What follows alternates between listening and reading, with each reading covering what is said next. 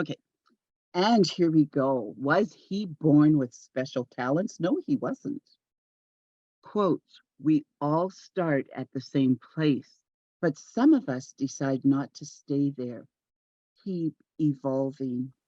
And that is quote unquote from Ramin Miscalu, aka the forensic networker.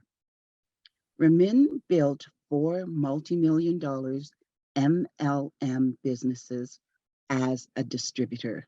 He founded MLM's premier and most prestigious company. He's ranked top momentum company in the industry during the pandemic, businessforhome.org in 2020. Voted world's top MLM compensation plan expert twice. Voted world's #2 all-time MLMer by businessforhome.org. One of the first Network Marketing Hall of Fame inductee, along with Paul Zane Pilzer and others. Ernest and Young Entrepreneur of the Year nominee, featured in Network Marketing Times as a master networker, featured twice in the American Business Journal, one of which with Warren Buffett on the cover. He founded MLM's most advanced MLM university, the Forensic Networker. And this is what we're going to hear tonight, forensic networking and how to be the warrior. Mr. Ramin, the floor is yours. Thank you very much. Can you hear me okay? Everything's okay? I think so, yes. I do believe share so. my screen and tell me if you can see it. Yes, perfectly. Perfect. So let me launch this properly. How do you expand this thing? You're getting more and more complicated. All right, so let's just And if somebody out there can let us know if you're seeing both of us okay, and his screen, please. This is supposed to be a very large, your sharing screen, okay. Except we're trying to get this bigger. How do you go full screen on this? Can you guys? Full screen should. So what do you guys see? Do you guys see right now? Okay, first of all, to present it, we had this from last, they changed their format. To go in the presentation mode, side control, there is no side control. See, they changed things, so we're even, who've been using this for a while. It's kind of confusing. Share computer, remote. Okay, does anyone, oh, okay, how about this? Okay, it got bigger. On my side, okay, how about this? Hey, we go. Okay, we got it. Yeah, yeah. All right, so everyone's good. Show me some thumbs up, blow it up, blow it up, blow it up. I'm going to give you 34 years.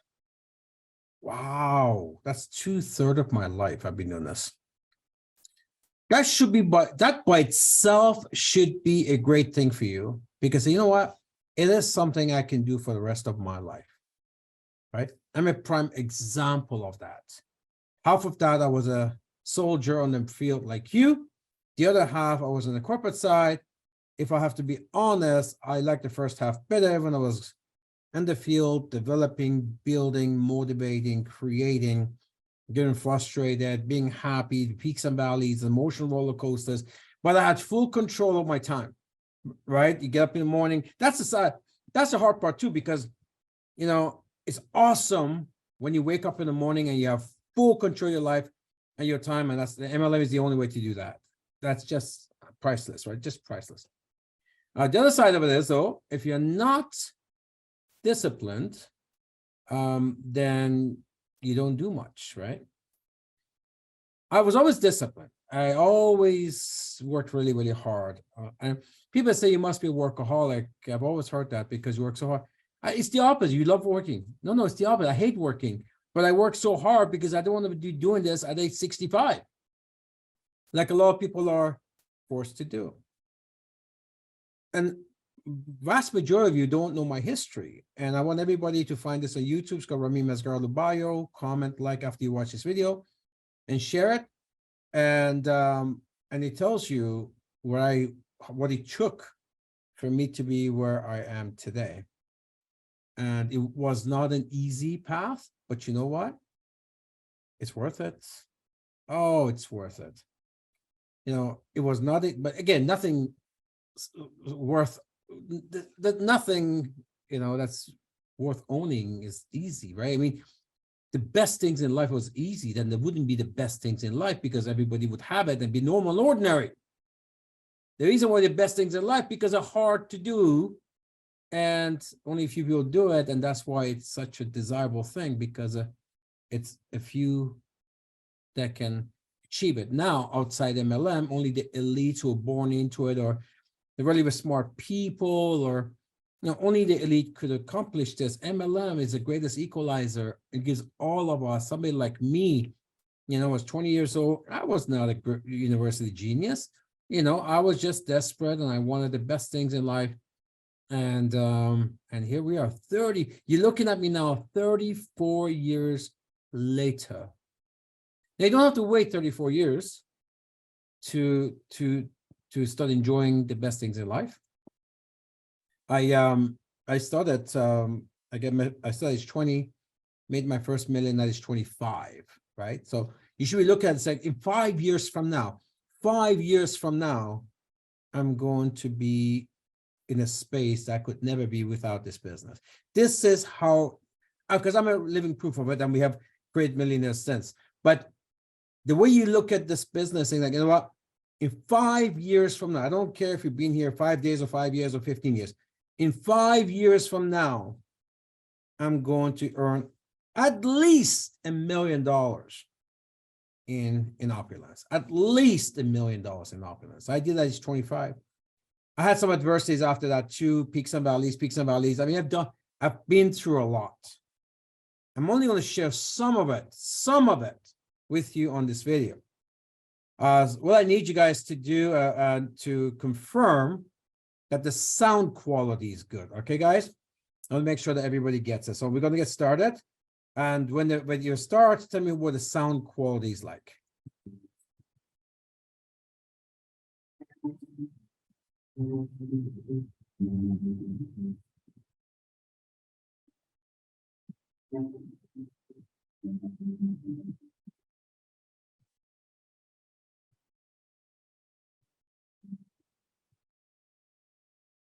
And It's sound. Blurry. It's like yeah. Okay, so we're gonna test this out. Let me play with the volume a little. So is it loud enough? It's just blurry.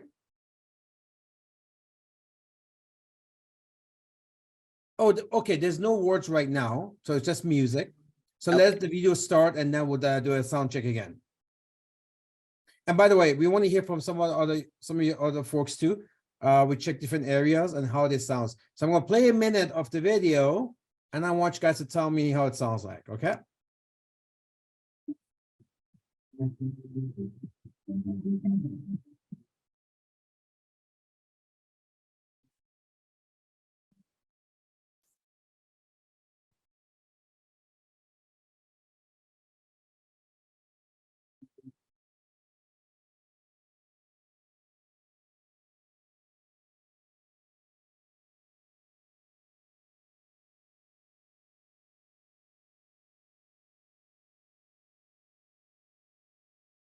Thank you, Ramin. It's a privilege and honor to be able to do this amazing interview with you at a World Opulence headquarters, where of course holds a one and only fairy gallery, which can of course be intimidating for people that walk in. So tell me, was it easy? The short answer is no, sometimes it wasn't easy. How's the sound?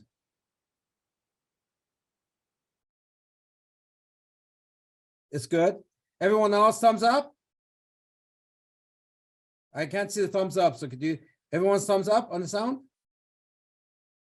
All right. Well, now there's no sound. Like peaks and valleys, the emotional. Okay, why is this important, folks? Because you're gonna go through some adversities, you're already going through some now, maybe before or after. Understand, we all start at the same place. All of us go through the same thing. Just some of us decided not to stay there, keep moving, right? You're gonna get to see some of the things I went through. And you're gonna feel good about your situation. Let's go. When you build anything significant. So you really have to become a mental warrior in order to be able to finish the Take race. notes, Otherwise, take notes. you just can't make it through. I'd love to just do an interview and just kind of get to know you and get our viewers to get to know you a little bit. Can you tell me a little bit about your childhood? Yes, I was born in Iran, 1968. And I have to say that I guess I had a privileged childhood. My mother was a diplomat, and we were in private school all our lives. And early on, at age 5 or 6, were posted in India. My mother was a diplomat there. And so life was great. We went to private school. We had lived a pretty privileged life. And in that case, we came to Canada, and I guess that's where I got to experience what real life is. So can you talk a little bit about your academic background? Were you a good student? Were you a straight A student? No. At least not academic. You know, when we got here, went to school, and realized very quickly after high school, I gave it a shot.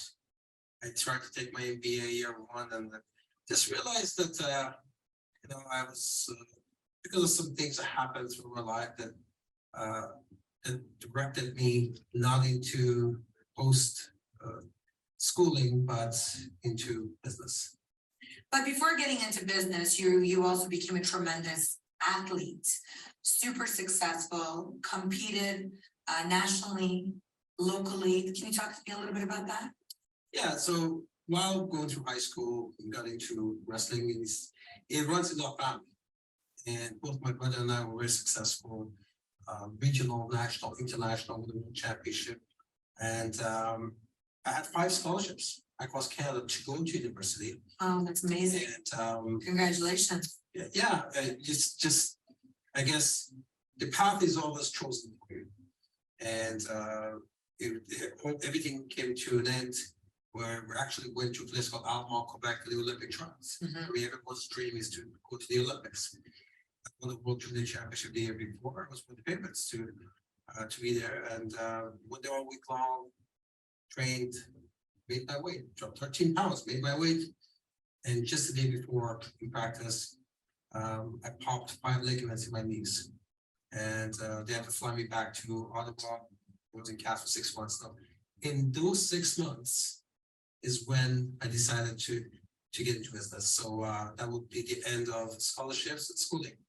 So wrestling, I know, has developed you into a tremendous entrepreneur. I've heard in many of your trainings saying, you know, you either get conquered or You conquer. you conquer. That be the both sides. It feels great when you conquer. It doesn't feel too good when you get conquered. But I guess last week, you know, how did that help me in business? I guess because my sport was not a team sport. Right. It was me against another. It was a combat sport. So I couldn't blame someone else if he lost. And I couldn't get a ring because my team was good. So really, I had to do the work. And I guess I brought that mentality to business where when adversities hit, and they do, I can't rely on other people. It's me that attacks the problem. So from that perspective, and of course, going through peaks and valleys before the World Championship and in sports, you know, there are times we went to the tournaments and we lost.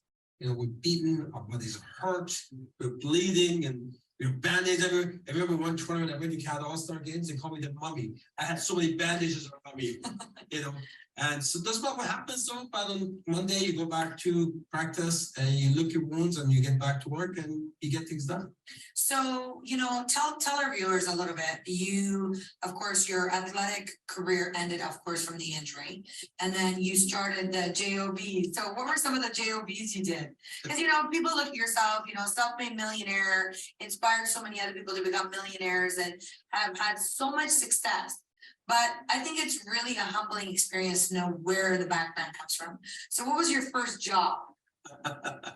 First, but when the dream life ended, when we came to Canada, I realized what the real life is about.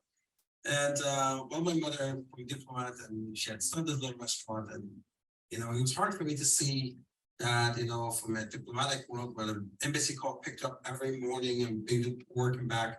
Now she's the cook and the dishwasher and the server and this little restaurant, and so that didn't sit well with me and my brother. But we were young, so we went to school. We did love wrestling. My very first job was I was a dishwasher at a restaurant, and so yeah, I was 13. So that's where the beginning started. My first job. Amazing. Well, look, that's very inspiring because I think everyone has to start from somewhere. And when you reach the riches, I always say, it didn't fall into your lap. You worked for it, you created it. That's what makes you a tremendous mentor. And that's why I think this interview will be instrumental for people to get to know who you are. That was relentless because my first job was at 13. My last job was at 16. Wow. The job says, well, I got one now, I suppose, but it's my own company. So very early on, I realized at age 15 or 16 that I was genetically unemployable. I remember I was a cashier at age 15 at a grocery store, and people used to come in and say, "Where's the boss?" Because they knew that it was Camille. And then they would say, "Where's the boss?" I said, "Right here." They said, "Look," and they get confused a little bit. I said, "Oh, where's Camille?" "Oh, you mean the owner? He's over there." So I came in would see that he'd be laughing. I didn't even like the word boss. I didn't understood that, and second thing I realized early on in life is that I wanted to retire at age 30. Now 15, I'm thinking about retiring at age 30. And I don't know many 15-year-olds that want to retire at 30 or thinking of retirement. it's interesting because I actually got there at age 30 and I realized, I had my big home, I had my big cars. And, I was making too much money. What was it, about $20,000 a month, and I thought I was retired. And I realized very quickly after about 10 or 11 months, I go to retire at 30, you get bored. And I started doing anything I could find. I tried ballroom dancing, rollerblading. I go about golf clubs. I think I used them once. I got my pilot license. So I realized that I need to get back to work. It's you really. You can retire at age 30. Sure. So in the process, how did you become so successful at 30? Well, I guess I got into business. Go back and I think at age 17, I started my first business. And it was I used to be working, I was managing a pizza business for somebody else. So I thought, we had a hard time finding pizza drivers. So me and my friend, and we started our own pizza delivery company. It called Citywide Delivery. And it was 17. It lasted 11 months and it was pretty cool. We had little cars and we hired drivers and we rent them out to our own pizza business, to the owner of another pizza business. We made I remember $2 an hour. So we paid them $6, we charged $8, we made $2 an hour. But if they worked 12 hours, we made $24 that day on one driver. It was a good business model with one flaw. We provided the car, and very quickly the car just started to break down. But we actually expanded to 6 cars, but by the 11th month, the 12th month, we're spending more money on fixing these cars. The drivers didn't care about these cars, right? They beat them up. And so it was a great experience and we learned a lot. Sure, of course. And again, those are all the roller coasters that I think we all go through in life that makes us into better individuals. Yeah, so that led to at 19. I started my own pizza business, a family pizza business, and we did very well. I realized at age 20 though, it just wasn't something I wanted to do. So now sometimes whatever you're doing, you say to yourself, damn, if I have to do this one more day, I think just gonna get a coronary. You just can't do it. And I just hated the business. Although we're doing well, I was hating business. And one of those days I was sitting on noon time. And I was just like this, waiting for the lunch rush to start. And I was thinking to myself, man, this is tough. If it feels this bad at 20, it's going to feel a lot worse at 30. I don't want to be doing this for another 10 years. And there's an old adage that when the student is ready, the teacher will appear. And at that moment, one of our most annoying customers. He used to come on bogus at the busiest time as a carpet cleaner. He was carpet cleaner. He came to his car, he came to give me a flyer, and the flyer said, picture from a Jaguar and a Porsche, big mansion. And the flyer said, how can a man make $73,000 a month selling cookies from his home? And I was absolutely mesmerized. I couldn't understand. How could a man make $73,000 a month with $100,000 mortgage on his pizza business? It's one of the busier ones. And I brought home $2,000 or $3,000 a month. How does he do that? You know, I thought it was a misprint. I thought he was supposed to study cocaine with this home. Yeah, I Because, think so. we do some of cars in the mansion. And it's not that he has a hell of a bakery in the basement, but so I said, this is real. I'm gonna do this, man. And that was my very first exposure to direct sales in my life. No one ever, this is 1990, age 20. No one's ever approached me from Amway before that. I never knew the circles. That was my first exposure to MLM. I remember looking at the circles. I thought this is pretty cool because I'm in the pizza business. Of course, my traditional business, what are you thinking about? Open the second one, open the third one. And then you look at the big giants like Domino's Pizza or Pizza says, man, all these pizza places, all royalties you can get. So when I first saw the MLM circles, I thought it's like franchising. Because I was in the pizza business, I'm thinking it's like being at Domino's. If I can have all these little franchises and I can get a little commission on that. So I actually got very excited. So I worked till 4:30 in the morning, took a shower, drove to Toronto 4.5 hours away. It's not the same house, the cars. I'm a gearhead, so the car that Porsche sold me. It was 928 at the time, it was a brand new Porsche. So the big mansion and saw a man who was twice my age, and he was living his dream, and that just inspired me to start my profession in MLM. Yeah, I remember the first time I saw those circles as well, and I came from traditional business background, so I really didn't understand much. I didn't have any opinions, I didn't have any background, I didn't have any experience. But I knew also, just like yourself, coming from traditional business, that wasn't the way of life I wanted to live. I know I wanted to make a substantial amount of money. And what I saw and what I heard got me extremely You were excited. young too. Yeah, I was young. I was in my 20s as well. So I guess the first question that I have for you is, you know, was it a financial home run immediately as you got started? As usual, no. I remember, you know, I was pretty arrogant, you know, young entrepreneur, I guess, you know, when you're a champion wrestler and, you know, I had some success before that in traditional and I thought I was going to hit it out of the park and I had a good start. We had a good start. But then, of course, we had some issues with some of the uplines. We got into the magazine quickly because we did some good stuff and then they didn't like us. So it wasn't nice how we got treated a little bit. Then of course the honeymoon goes away, then the business has its peaks and valleys and we go through some of that. And I think be accurate, I think I tried to quit 6 times the first 9 months. Wow. Yeah, so every time I wanted to quit, I was lucky that somebody cared enough to talk to me about that. And I guess I was a little bit stubborn as well. And I think the last time I wanted to quit, the top guy in the company was coming to town to speak. And he knew that I had talent. He didn't want me to quit. So he did something that was very smart. And he told my upline and says, have the mean people tell to the venue where he was speaking for us. Now that weekend we decided, I told my brother and my family that we're going to quit this business. It's the similar profession. We're going to stick to our pizza business as much as I hated it, but I was done. And but all of respect, I picked him up from the hotel as we're going. He said, let's go have a coffee. We had a coffee and he said something, had a little conversation.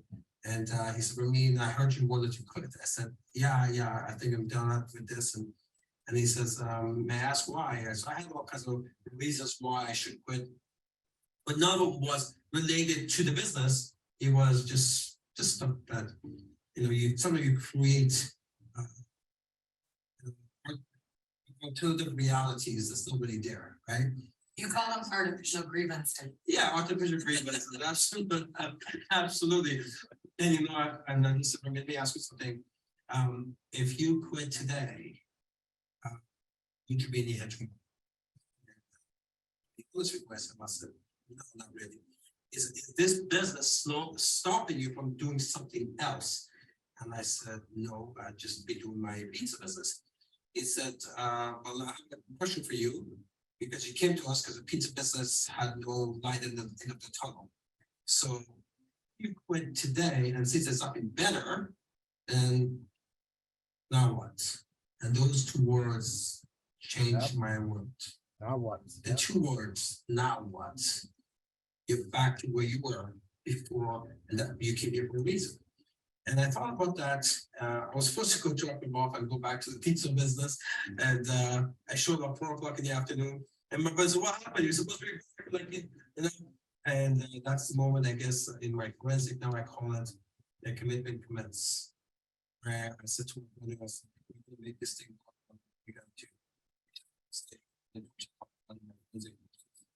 And so, yeah, that was, you know what's interesting, when you make that decision, I'm gonna put 6 months or first 9 months, 6 times first 9 months, make that decision 5 months later, only 5 months later, I set a company record, the youngest national marketing director at age 22.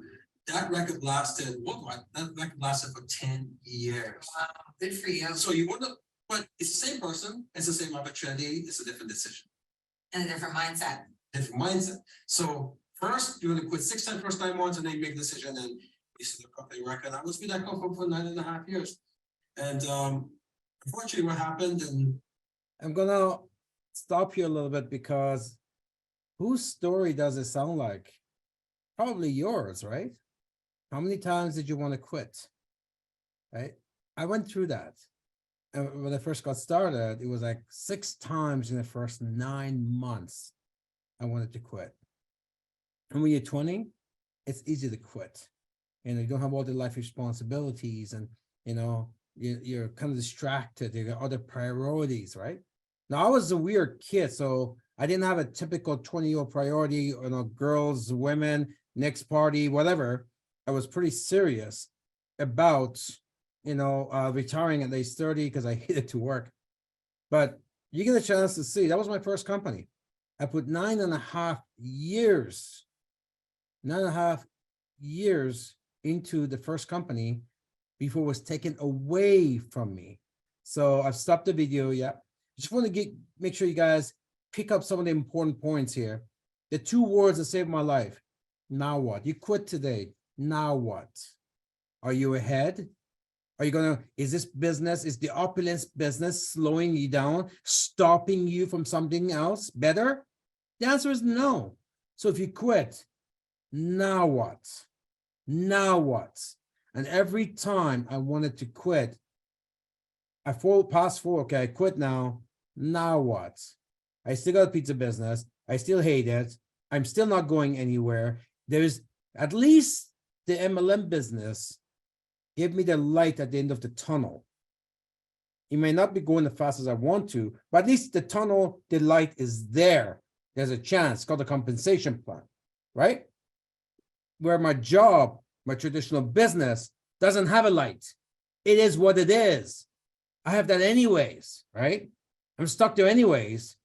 But if I want to get out of that, because job only takes me to a lifetime of mediocrity or worse, right? Poverty. But at least I have the opulence business. I have the MLM business.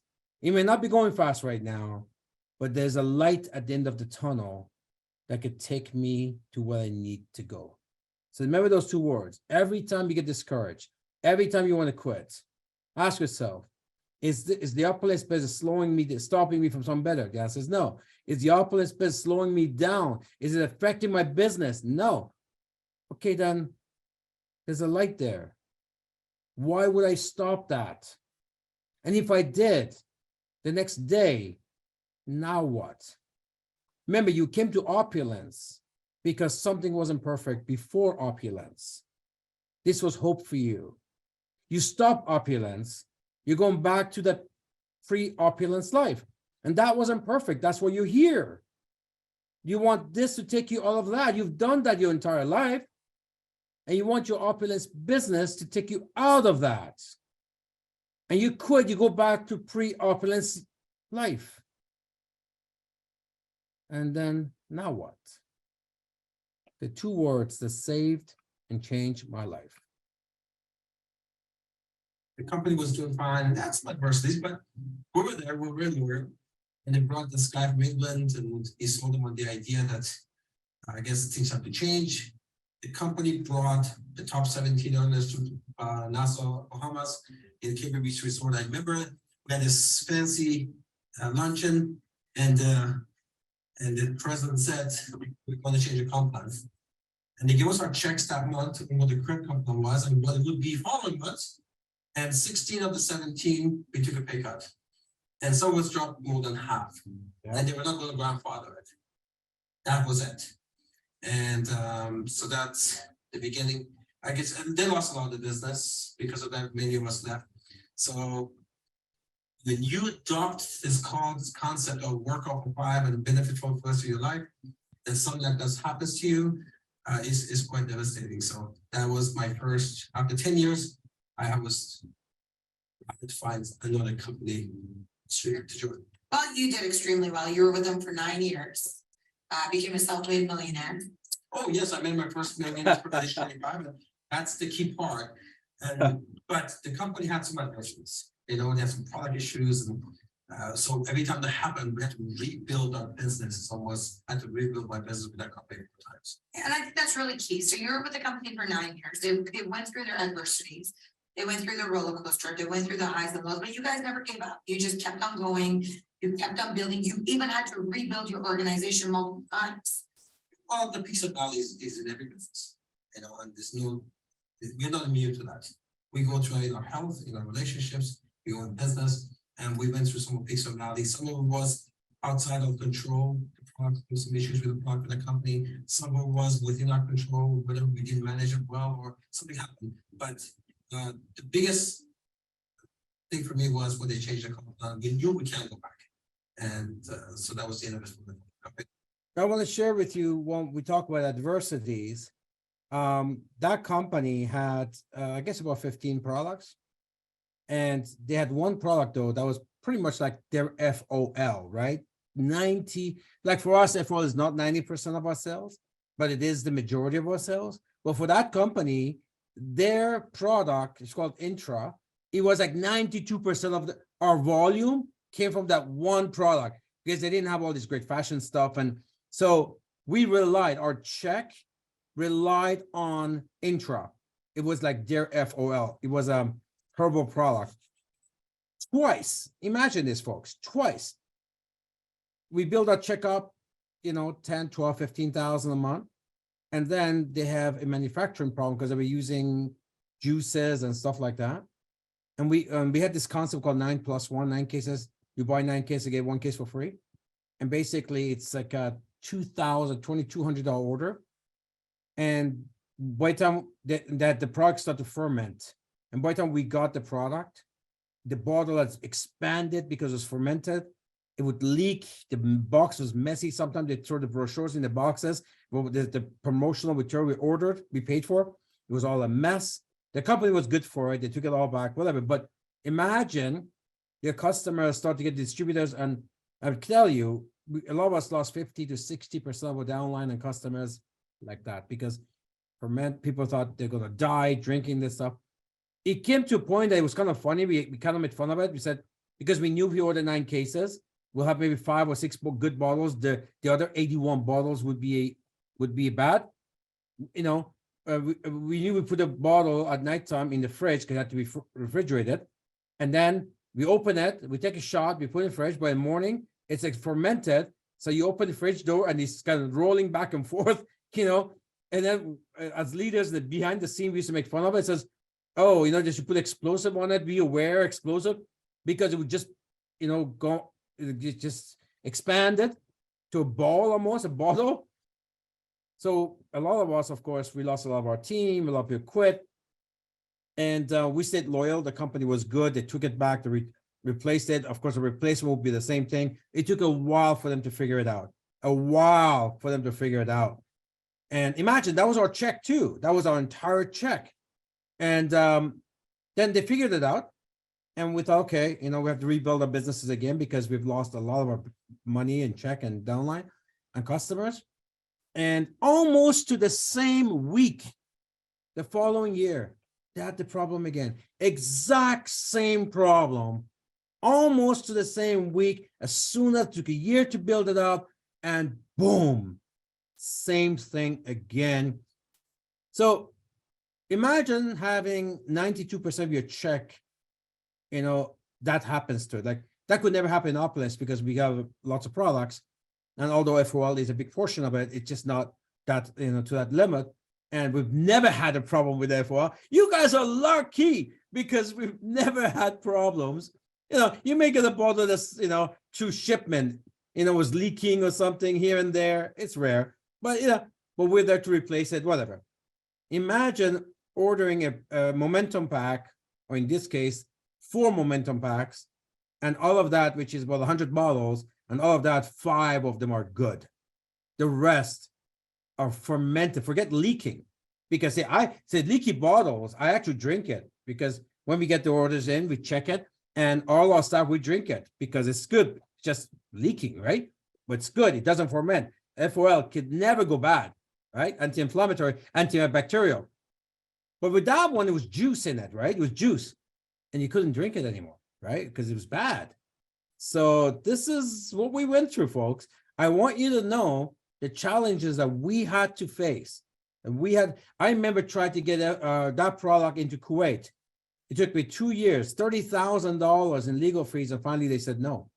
You guys never had to worry about that with us. We're global. We ship it everywhere. And whatever it is, we take care of, right? We even got a total service.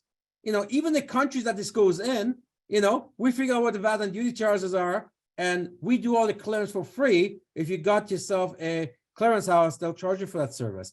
This is how good Opulence is. And it's based on the experience that I've seen for more than 3 decades, right? So because of those frustrations, I put together a system and keep investing into a system that you never have to feel any of this. Let's continue. Number 1. So that was the next chapter. So we'll take us to the next chapter. What happened? I'm having a pity party. Oh, wow. Because I really thought that would be the end of it for me, that company. I went to company number 2.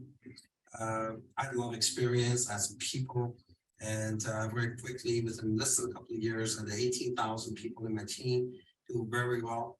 And that company all of a sudden decided that they wanted to become a pharmaceutical company, and they got out of MLM completely. So here we are again.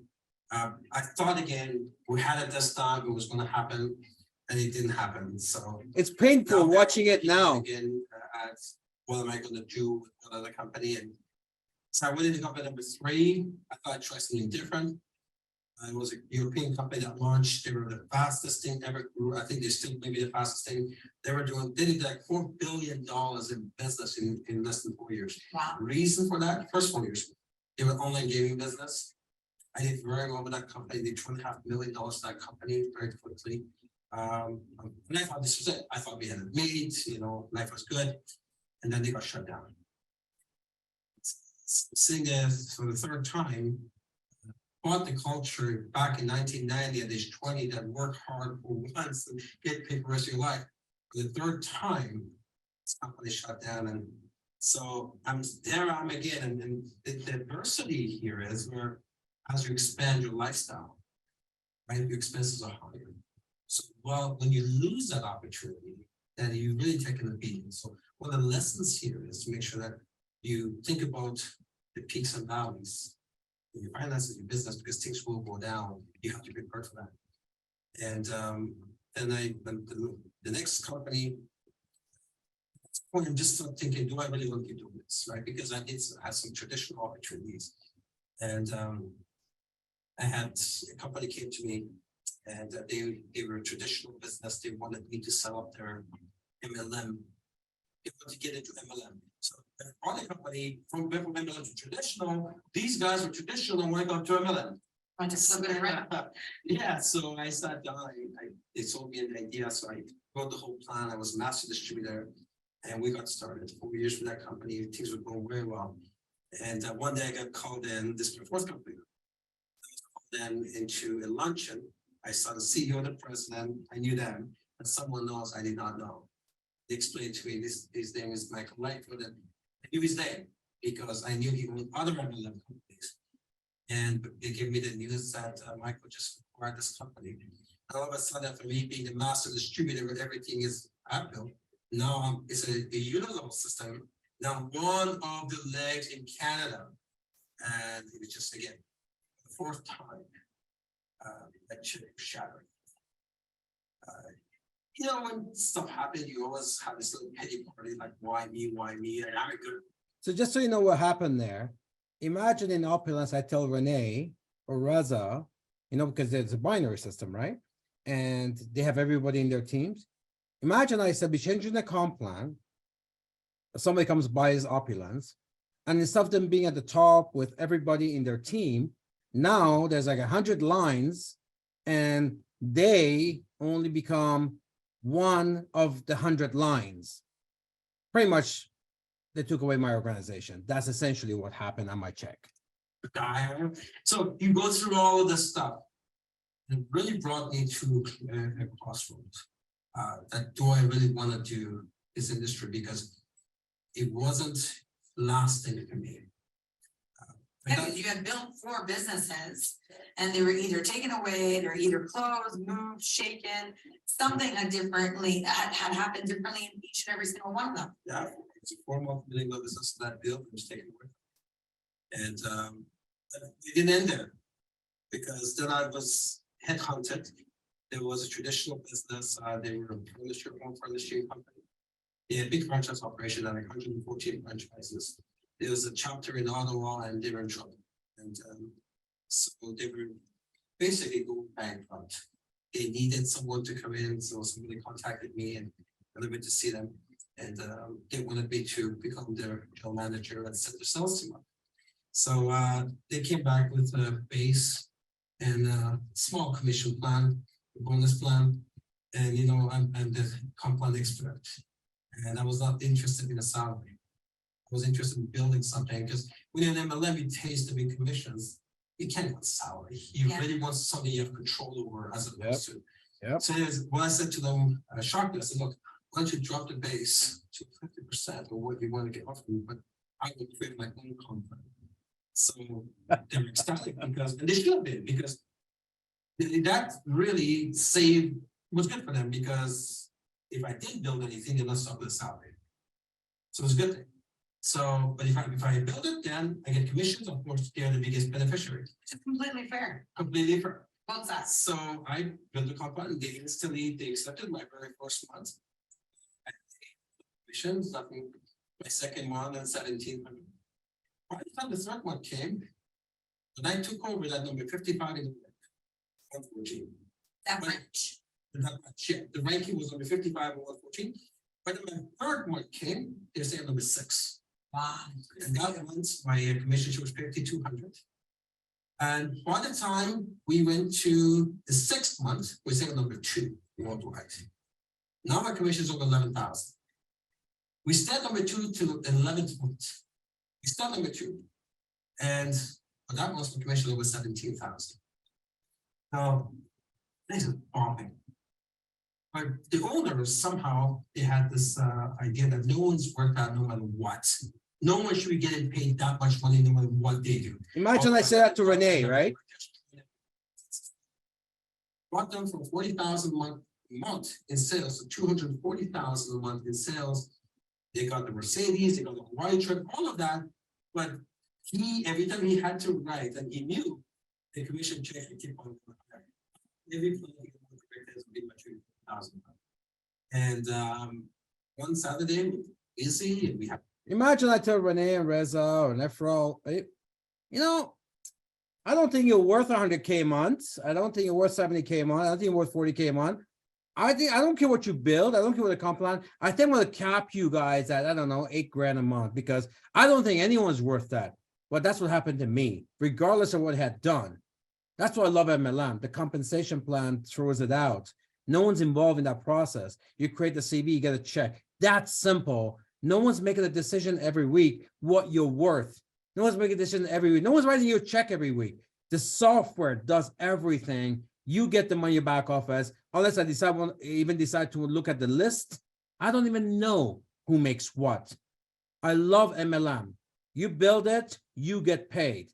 I can guarantee you that doesn't happen in traditional world. That does not happen in corporate world. There's always someone gauging you, asking if you're worth that money, regardless of what you've done. You're constantly being judged. The software here doesn't recognize you or gender or who you are or where you are or religion you are. All the software is trying to do every second of the day is to try to get you a check. It looks at the volume on the right leg, left leg, looks at the qualification. And the only job the software has, the only job is to get you a check. Try to compute the CV to get you a check. In all comp plan, 12 different checks. So see, hopefully you get what you got here compared to what's out there based on my experience. 8 memberships that one day, that's $40,000 in sales in one day. He started the fight for no reason. He was attacking verbally and abusing my director, so I went to confront him. Why are you doing that? We had an amazing day, and he used that opportunity to terminate my contract. And so, you know, it became, I always had sued them, and their excuse was they couldn't afford my commissions. That was what they told the judge, and of course, that's no excuse. We won the case. But for the 5th time, I come to it. Here we are again. So it must have been absolutely devastating to keep on building something and then it was losing it or taken away from you. It is. Sure, it happens 5 times, and yeah, you have moments where you sit there because there's gaps in between these opportunities. You have more time to think what you want to do, and you have a certain lifestyle you're used to. You keep dipping into your RSPs, your savings, different things to maintain your lifestyle. So, so I had an extended pity party. I only entertained myself for maximum of a couple of days. After that, I need to attack the situation and do something. And one weekend, I just realized that I just needed to do something, and I just started writing. It took me about 30 hours.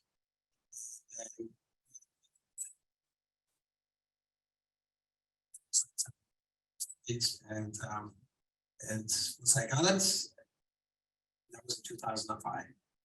We had a tremendous run, and here we are today, 13 years later, building that together. And so in 2005, Global Wealth Trade was a very advanced MLM company with precious metals and with jewelry and fashion. We had a tremendous run. We had 12 years. So we shipped products from 200 countries and territories. We had hundreds of celebrities and every red carpet, and you know, you joined us in 2006, and you've done tremendous work in leading that effort, and it's just been incredible. And but again, you have to know that at the end of every peak there is a valley. Sure. So, and the hill is a valley. So I teach that concept, and adversity hit again. You know, some of our big markets, they had some economic collapses, banking closes, and we have a big size company, and you actually have distributors who are making $100,000 a month. And so we went through some of the adversities with things that were completely out of control. And But it must have been an amazing feeling for you because you went from being a distributor, not really having any corporate experience, just being a big visionary and a dreamer, creating your own company after you had lost pretty much everything you've ever built. And you started from scratch. You wrote your own compensation plan. You wrote your own business plan. You invested your own money and you started your own company. It must have been an amazing achievement for you to be able to do that. And to be successful even so today, 13 years later. that was scary because to launch my own company, I actually had to mortgage my home. I remember some of the family members, okay, for me, you worked all your life, you know, you have this home, whatever, and now you're going to actually risk it, because I could have had other opportunities in traditional companies, but I know that I'm genetically unemployed. And I think, Ramin, what's really important for our viewers and for me that I've got to know, once you're into direct sales, network marketing industry, the type of money that you make in the industry is not job income. So it becomes very difficult to actually make that kind of money in a regular job. And it's just because in a regular job, it's based on your own efforts. Where in the direct sales industry, it's literally an army of distributors or people working together simultaneously to build that empire together. It's not even your effort in the job, it's your time. Get paid for your time. And it doesn't matter what you accomplish. You're right, because once you taste the potential, your own potential, then you can never go to the job. And so, launched this company 2005. Like I said, we are very proud, tremendous run, even through our adversities. And I kept attacking the adversity, and we kept with the engaging product.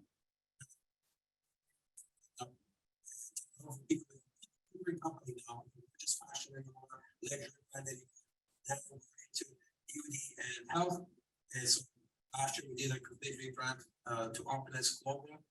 And what a year it's been. It's just all-time high momentum. Amazing. So the question you had was easy. Well, it's been quite a journey. So Riri, with all the different adversities you've had, you've gone through highs, you've come through lows, you created your own company, you had a successful run, of course, with Global Wealth Trade, and it's hit a really financial home run. It's mentored, coached so many entrepreneurs to become 4, 5, 6, 7-figure income earners, $1 million earners. And it must be an amazing, amazing feeling. But one thing that you've been able to mentor and coach me, and I want to share with our viewers, is how do you stay to become a mental warrior? Because when you are the founder and CEO of a corporation, you got to always lead. You got to always lead with strength, and you got to be leading your army. So I know you kind of picked me up when I needed, you kind of slapped me out of it when I needed as well, but you are an absolute mental warrior. How do you do that? First thing you gotta do is to constantly keep on evolving. Because if you don't become the best version of you, nothing changes. Jim Rohn talks about for things to change, you have to change. For things to get better, you have to get better. You gotta keep on evolving. Second thing you need is you're gonna need a policy list. I know other coaches like use the word. Take notes. Use promise. I think accountability might be nice to happen. They can promise. Those people have to keep it. So you need a promise list. So that gives you the motivation that you need. You're going to be clear on what you do. And the third thing is, make a decision based on you, not what you read, say. I've seen so many people lose their dreams. I call them life bandits. People come and steal your dream. And because of negativity, especially stuff you read on the internet, or people say, don't pay attention to anything negative that people tell you. As long as you can do those three things, keep on evolving, don't pay attention to people's negativity, because all that's trying to get you down is when you evolve, some circle go like that. They don't want you to evolve. They come bunch of negative things. As long as you got a promise list, what you want in life, I think that's the characteristic you need to become a mental warrior. I mean, I remember 13 years ago, and 12 years ago when I joined you, I had some of those people. They try to deviate me from joining you. They try to build artificial stories about you, and I didn't know you.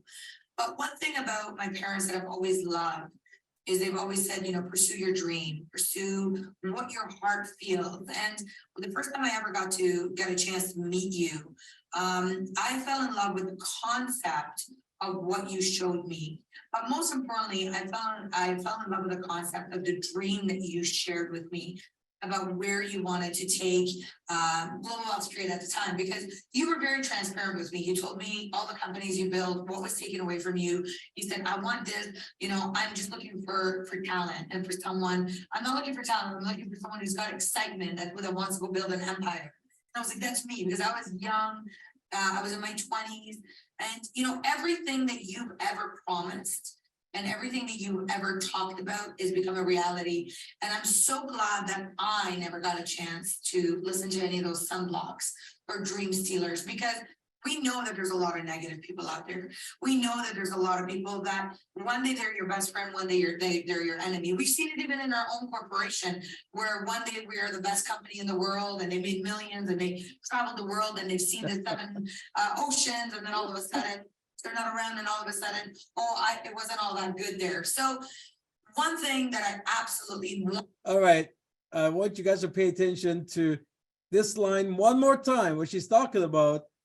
We're going through that right now, so pay attention, get a chuckle out of it. you know, everything that you've ever promised and everything that you ever talked about is become a reality. And I'm so glad that I never got a chance to listen to any of those sunblocks or dream stealers, because we know that there's a lot of negative people out there. We know that there's a lot of people that one day they're your best friend, one day they're your enemy. We've seen it even in our own corporation. Where one day we are the best company in the world and they made millions and they traveled the world and they've seen the 7 oceans, and then all of a sudden they're not around, and all of a sudden, it wasn't all that good there. So one thing that I absolutely want to reiterate on what you just said is, and you say it in your forensic seminars, do not allow a sunblock to steal your dream. And I think you've always taught me that, but I've become more passionate about it because I have seen it firsthand. People who do believe the sunblocks and where they are today, which is nowhere. And the ones that don't believe in the sunblocks, they keep on pushing, they keep on working, they keep on grinding, and they're able to enjoy the fruit of their labor. Yeah, look, the way I look at it is that we have 7 billion entrepreneurs, and there will be no opportunity left. Right, so the people sitting here have longevity, that's a good word, have longevity, be able to have a promise list and stay positive and keep on evolving.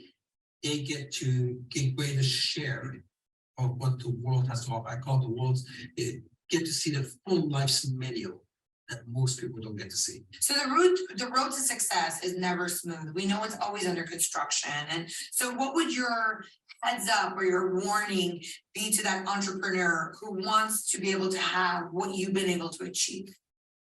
Well, there are 3 things. Number one, it takes time to build. And since you and I last 20 minutes coming 30 years, right? 30 years. So it's not overnight. And there are peaks and valleys along the way. And when that happens, you have to also be a good money manager. I've seen over and over again, Hollywood markets make a lot of money and then they run to financial trouble because when the business goes down, they haven't, whether it's tax problems or whatever it is, they didn't manage the money properly. And the last thing you want to know also is that is a reality of success. Is that some of your friends today might not be your friends when you're wealthy anymore. You know, when I was younger, Happened to me. we all go through it. I remember the first time this happened to me, I was talking to the president of my company. I was a young man, and some of the people started talking about me, stuff in that company. I'm an assistant president, and I said, "Look, Terry, you're hearing stuff, but really, I'm not guilty of any of it." And he laughed. He said, "Ramin, did I call you?" I said, "No." He said, "If I have a problem with you, I'll call you." He goes, "I know what's going on." He said something I never forgot. He said, "The higher you go up the pole, the more your ass shows." People will come to take a look. In other words, don't worry about it, you know, because success comes with that. Because when you evolve and your circle isn't, they don't want to see you evolve, right? So some people you thought they were your friends, you realize that they were really not your friends. Because true friends will be with you, successful or not. So those 3 things, it will take time. You know, you can't have an attitude of going to make a million if it takes me all weekend, right? Second thing is you have to, some of your friends will not be there, and you have to become a good money manager. Awesome.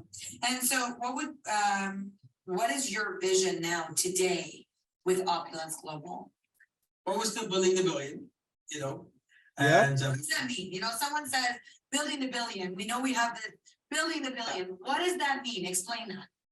well, look, you know, I think it's a perfect time. our compensation plan pays us 70%. So when you're billion in business, 70%, that is we give away $700 billion in commissions. I don't need a billion to be happy. My life was good at 36, I'm 50 now, but so we want to create 1,000 millionaires. That's one of our life targets, right? Sure. So in order to do that, we got to be a multi-billion-dollar company. So that's what it means. And I also want to add something else as well. You know, when we always have the number one, it's like we want to become $1 billion company. It's not straight, it's actually crooked. Just want to reiterate that. But it's about one team, one movement, one company building towards that $1 billion journey. together. And I think that's really essential, Raveen, the vision that you created. Because one thing I absolutely love and admire about you is that it's not about you. Your concept is giving up people what they want. You will ultimately get what you want. And you've shown that to me over and over and over with your heart, with your compassion, with your commitment towards this company, towards its distributors, towards its product lines. And I just want you to know that it's an absolute pleasure and honor for me to work with you side by side. But another question I have for you, for our viewers that are watching us today, if they can ask what they need to do to achieve success, what would your response be to them? Going back, what I said earlier. Number one is that, first of all, in order for you to change your situation, first thing you need is an opportunity. You have an opportunity, because without an opportunity, job is not an opportunity. Without an opportunity, then I guess talent doesn't matter. You need a vehicle, right? The second thing is you can't stay the same. You gotta keep on evolving. A lot of times people say, I want to make extra $1,000 a month. They want to remain the same. Well, you can't, you're not making extra 1,000 now. If you want to make extra 1,000, you have to learn some new skills, evolve a little bit. You make extra 10,000, you gotta evolve more. You'll be a millionaire. You're not a millionaire now, so you can't remain the same. You gotta keep on evolving. As long as you do that, those are two key main points. What are some of the things that you've done starting off as a young entrepreneur that's made you evolve? You know, what do you call evolving? Is it reading books, audios, attending seminars, getting a personal book? What is it? All of it. Find someone that inspires you, become like them, eat like them, talk like them, read the 2 books that come with Think and Grow Rich and Possible Benefit. You want to look at the entrepreneurs who are getting things done and basically imitate them. Hopefully, you're fortunate enough, like I was, that those millionaires will give you the time so you can benefit from the experience. So rubbing shoulders with someone who's done it, who's made it, who's doing it. Absolutely. And in our business, that's easy, because everybody in our business has upline multi-millionaires who they can tap into anytime they want, free, and gain from their experience.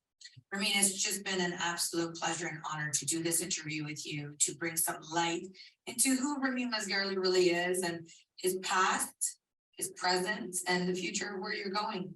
It's been a pleasure working with you, Sundance, and we're going to build a billion and we're going to 1,000 billionaires. Absolutely. That to the billion. To the billion, ladies and gentlemen.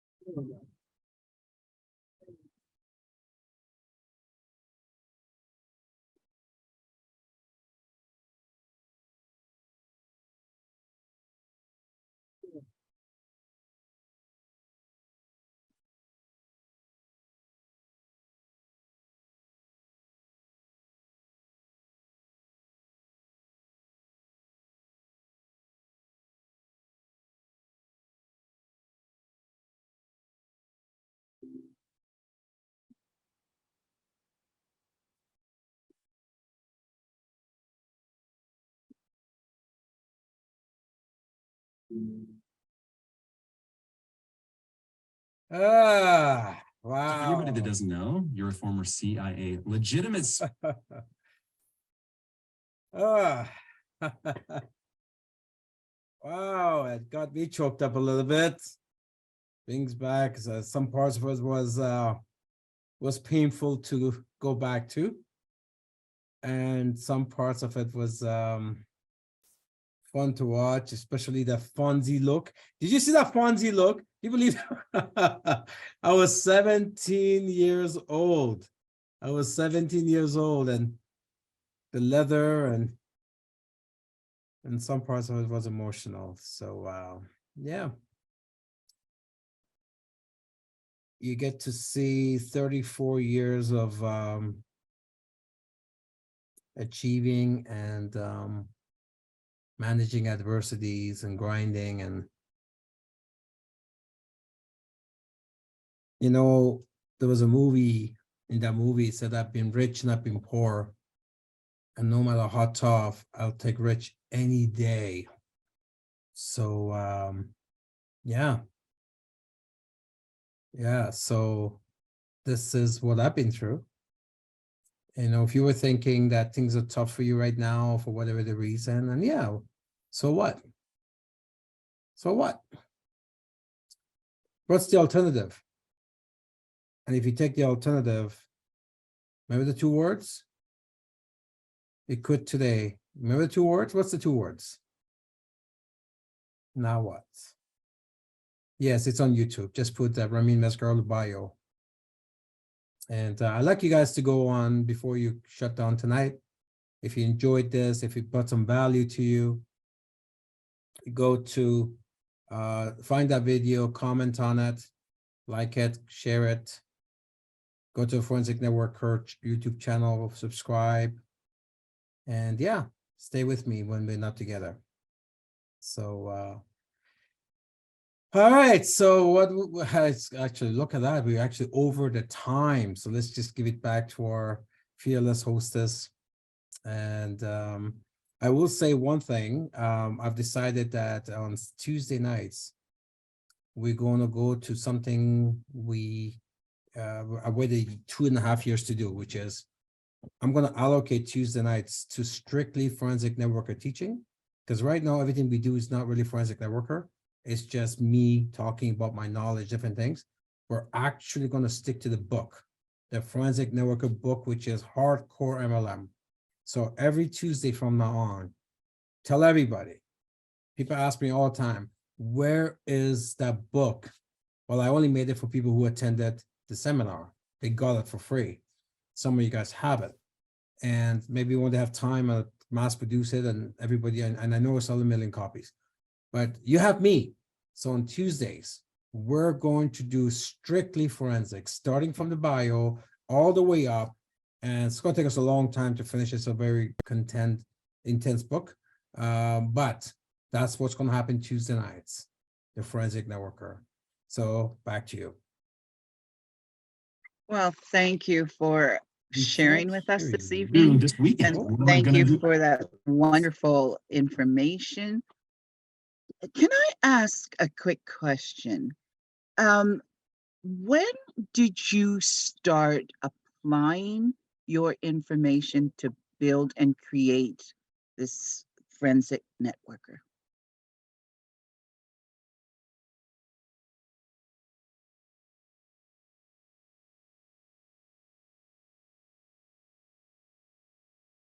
Can you We repeat? can't hear you. Okay, go ahead. Did you hear what I said? No, I didn't. Sorry, go ahead. Oh, okay. Okay.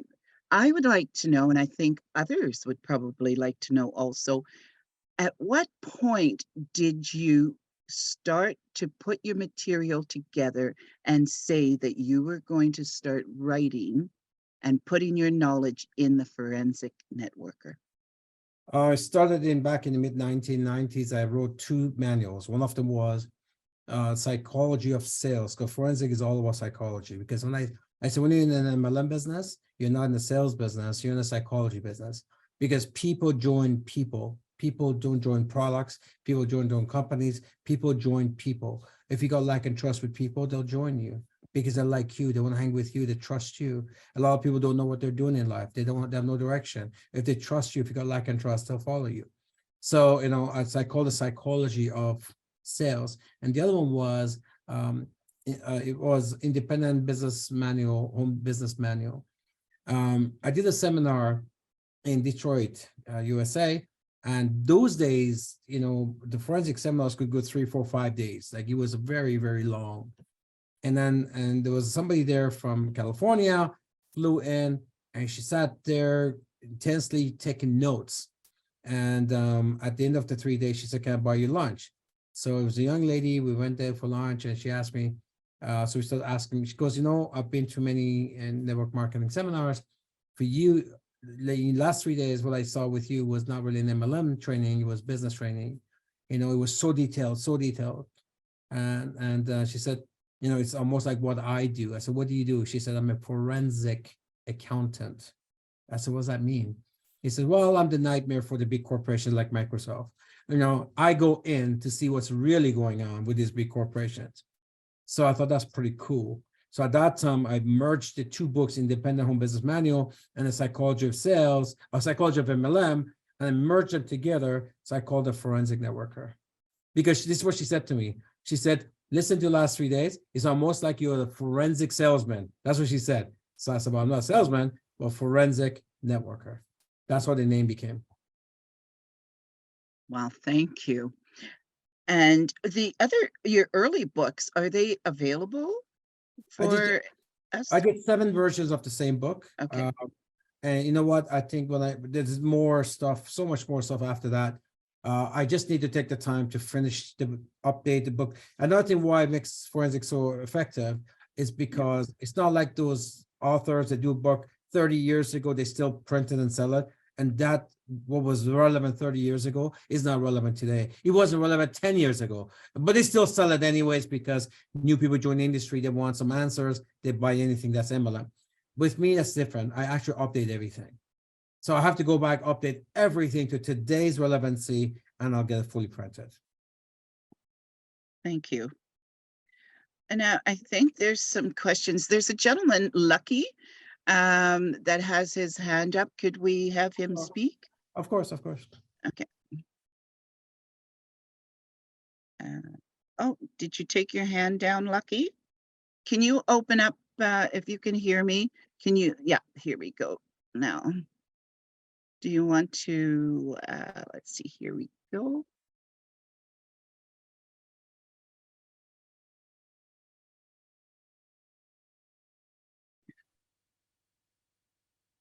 Let's see here. Trying to get him there. Have we got that? There you go. You're able to go ahead and speak now, Lucky. You can put your mic on and your video so we can see Oh, you. I see the question, the 3XS. Okay, That was a company that I sued and we won the case. I actually talked about that on the video. okay, so that one's completed. Yeah, that was like back in 1990s. And I think all of these actually questions, Rosie, how do we get your book, Forensic Networker? I promise you, I know I've done the promises before. Yeah, I promise you, if I'm gonna finish it, they're almost updated and you'll have it.